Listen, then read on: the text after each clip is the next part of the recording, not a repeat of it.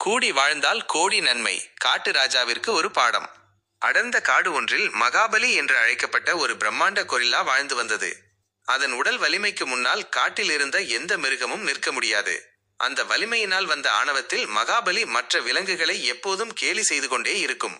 ஒரு நாள் அந்த கொரில்லா காடே அதிரும்படி கத்தியது. இந்த காட்டில் என்னை விட பலசாலி யாரும் இல்லை. ஒருவேளை யாராவது என்னை ஒரு அங்குலம் பின்னுக்கு தள்ளினால் கூட நான் என் தோல்வியை ஒப்புக்கொண்டு இந்த காட்டை விட்டே போய்விடுகிறேன். யாருக்காவது தைரியம் இருக்கிறதா என்று சவால் விட்டது. பெரிய விலங்குகள் கூட பின்வாங்கிய நிலையில் 100 குட்டி சிம்பன்சிகளும் குரங்குகளும் அந்த சவாலை ஏற்றன. மகாபலி அவற்றை பார்த்து ஏளனமாக சிரித்தது. சின்னஞ்சிறு குட்டிகளா, நீங்கள் என்னை என்ன செய்ய போகிறீர்கள் என்று கேட்டது. போட்டி தொடங்கியது. ஒரு பெரிய ஆலமரத்தின் தடிமனான விழுதை ஒரு முனையில் மகாபலி பிடித்து கொண்டது. மறுமுனையில் 100 குட்டி குரங்குகளும் வரிசையாக நின்றன. நடுவராக இருந்த கிளி செய்கை காட்டியதும் போட்டி ஆரம்பித்தது. மகாபலி அலட்சியமாக ஒரு கையால் விழுதை இழுத்தது. ஆனால் அந்த 100 குட்டிகளும் 1, 2, 3 இழு என்று ஒரே குரலில் கத்தியபடி தங்கள் முழு பலத்தையும் ஒன்றாக சேர்த்து இழுத்தன. மகாபலி கொஞ்சமும் எதிர்பார்க்காத விசை அது. சட்டென்று நிலைதடுமாறிய மகாபலி தரதரவென முன்னோக்கி இழுக்கப்பட்டு முகங்குப்புற விழுந்தது. குட்டிகள் முதல் வெற்றியை பெற்றன. ஆத்திரமடைந்த மகாபலி தன் இனத்தைச் சேர்ந்த இன்னும் 9 ராட்சத கொரில்லாக்களை உதவிக்கு அழைத்தது. இப்போது 10 பெரும் கொரில்லாக்கள் ஒரு பக்கமும் 100 குட்டிகள் மறுபக்கமும் நின்றன. காடே பரபரப்பானது. மீண்டும் போட்டி தொடங்கியது. பெரிய கொரில்லாக்கள் ஆவேசமாக இழுக்க குட்டிகள் மெல்ல சறுக்க தொடங்கின.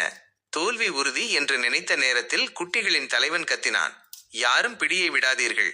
நாம் 100 பேர் அல்ல, இப்போது நாம் ஒரே உயிர். நம் பலத்தை ஒன்றாகச் சேருங்கள். அந்த 100 குட்டிகளும் தங்கள் பிடியை இன்னும் பலப்படுத்தி ஒரே தாளத்தில் முழு மூச்சாக இழுத்தன. 10 பெரிய கொரில்லாக்களின் தனித்தனி வலிமை குட்டிகளின் ஒருமித்த ஒற்றுமைக்கு முன்னால் தோற்றுப்போனது.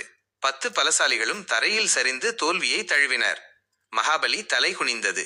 எவ்வளவு பெரிய தசை வலிமை இருந்தாலும் ஒற்றுமையாக இருக்கும் கூட்டத்தை வெல்ல முடியாது என்பதை இன்று புரிந்து கொண்டேன் என்று கூறி தனது ஆணவத்தை கைவிட்டது. அன்று முதல் அந்த காட்டில் அனைத்து விலங்குகளும் ஒற்றுமையாக வாழத் தொடங்கின. நீதி: தனித்திறமையை விட பல கைகள் இணையும் ஒற்றுமைக்கே வலிமை அதிகம். இந்த குட்டி கதையும் வீடியோவும் உங்களுக்கு பிடித்திருந்தால் மறக்காமல் நம்ம லிட்டில் ஸ்டார் NJNF சேனலை சப்ஸ்கிரைப் பண்ணுங்க. அப்படியே அந்த லைக் பட்டனை தட்டிட்டு உங்க நண்பர்களுக்கும் ஷேர் பண்ணுங்க. தொடர்ந்து இது போன்ற அருமையான கதைகளை காண எங்களை ஃபாலோ செய்ய மறக்காதீங்க. உங்கள் ஆதரவுக்கு மிக்க நன்றி. மீண்டும் ஒரு அழகான கதையோடு உங்களை சந்திக்கிறேன். டாடா பை குட்டீஸ்.